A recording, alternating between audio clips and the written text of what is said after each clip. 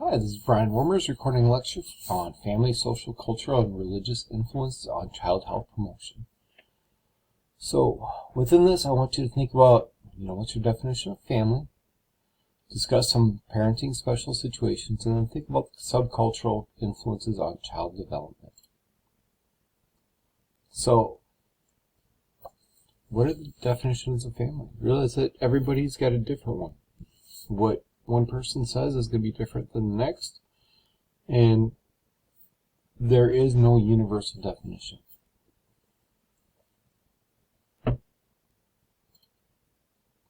So special situations related to this, so think about adoption, divorce, single parenting, reconstituted families, dual earner families, kinship care, foster parenting, and so many other things, and how that impacts the family as a whole, how that impacts the client, the child as a client. So realize that there's lots of different influences on the family. So like I said, what's normal for you might not be normal for others, and this is it's very based on areas that you grow up. It's very based on your religion. It's very based on your personal beliefs.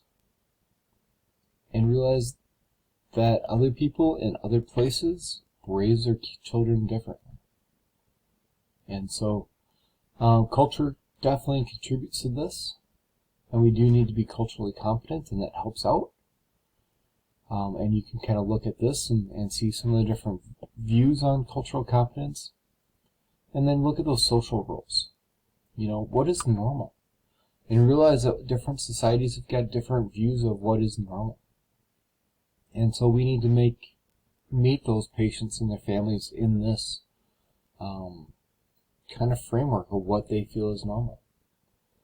So self-esteem, the community, including their school, their church, their neighborhood, and peer groups, have a positive or negative influence on a person. Think about it.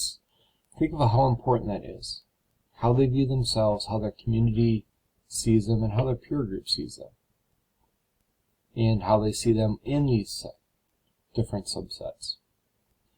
Broader influences, think about the impact of social media, race, ethnicity, poverty, caregiver education, and spirituality, and how that all has an impact on how this family works.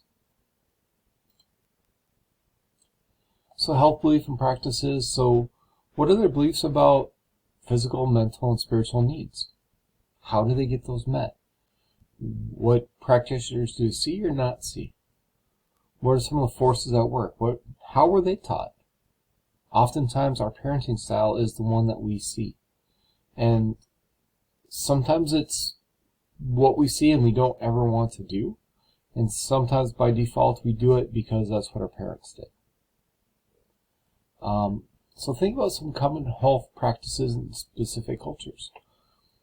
Think about, if illnesses are hot or cold in some of the Hispanic cultures. Think about using sage in some of the Native American practices. Think about, there's so many different examples here. Think about different religions and how that impacts them. Jewish faith versus Christianity versus Hindu versus Muslim. All these things impact your healthcare. And what can we do with that, and how does it impact your client? And then, of course, how do we work with that as nurses?